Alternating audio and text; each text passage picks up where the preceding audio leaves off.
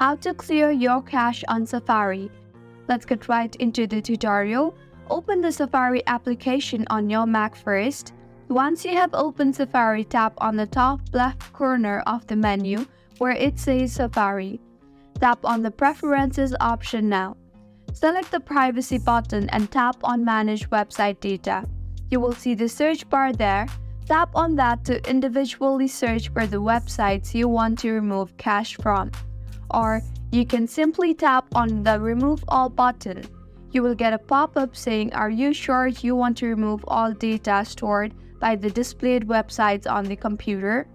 If you are sure to remove, then tap on the Remove Now button and remove all of them at once. If you are unsure of removing them, then tap on the Cancel button. Click on Done, and with this, the cache in your Safari will be cleared. If you find this tutorial helpful, do subscribe to our channel. Thank you for staying with us until the end.